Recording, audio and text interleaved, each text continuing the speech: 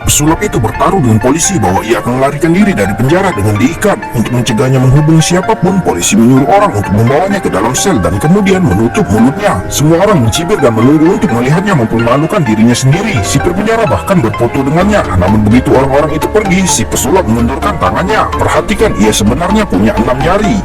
Ketika polisi datang ke sel itu lagi, si pesulap sudah pergi dan hanya borgol yang tertinggal di lantai. Sejak saat itu, semua orang mengenal pesulap legendaris ini. Pesulap itu dijuluki sang raja pelarian, tapi tak seorang pun yang tahu bahwa ia tumbuh di daerah kumuh dan mentornya adalah seorang tukang daging. Suatu hari, pria itu mengeluarkan gergaji sepanjang 1 meter dan ingin memotong wanita di bawah kotak itu menjadi 2 bagian. Semua penonton yang hadir tidak berani menatapnya, namun hanya ia yang melihatnya. Sehingga menarik perhatian si tukang daging, ia meminta bocah itu untuk naik ke panggung dan memegang kotak gergaji menjadi 2 ke arah penonton dan kemudian memintanya untuk menggelitik telapak kaki wanita tersebut. Tukang daging kemudian meminta bocah itu untuk membawa kotak kembali. Ketika pintu dibuka, wanita itu tidak terluka. Bocah itu melihat semua ini dan tiba-tiba merasakan kepuasan yang belum pernah terjadi sebelumnya. Beberapa hari kemudian, ia mulai tampil di jalanan, membungkuk dan mengambil paku dengan mulutnya, lalu menelannya. Detik berikutnya, ia mulai muntah-muntah seakan-akan tertusuk paku, tapi akhirnya memuntahkan sebutir telur.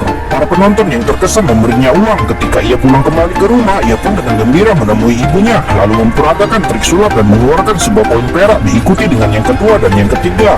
Anak itu meminta ibunya untuk mengeluarkan lebih banyak koin. Ibunya begitu bahagia sehingga anak itu bersumpah bahwa suatu hari ia akan mengubah koin perak menjadi koin emas. Ketika ia beranjak dewasa, ia mendapati bahwa pesulap yang tidak dikenal hanya dapat tampil di distrik lampu merah yang kumuh dan tidak ada seorang pun yang menonton penampilannya. Jadi ia pergi ke penjara mengambil semua tabungannya dan bertaruh dengan sipir penjara bahwa penjara tersebut tidak memiliki kapasitas untuk menahannya. Kepala penjara tidak tahan lagi, jadi ia memborgol pria itu sendiri, menggeledah tubuhnya dan mendorongnya ke dalam sel. Sang istri menciumnya dengan perasaan sedih. Sipir penjara khawatir istrinya sedang bermain trik, jadi ia segera memeriksa mulutnya, tapi tidak menemukan apapun. Namun setelah polisi pergi, pertunjukan sesungguhnya dimulai. Dalam sekejap, kisah pelarian pria itu dari penjara menjadi terkenal dan menyebar ke seluruh jalan. Tapi ia juga tahu pertunjukan sulap yang akan segera dimulai harus lebih mendebarkan, kalau tidak akan disingkirkan. Pada saat ini, pria itu bertemu dengan pembuat alat peraga jenius yang menemukan sepasang borgol melengkung yang dapat dibuka dengan mudah dan cepat dan juga dapat disembunyikan di dalam kemeja.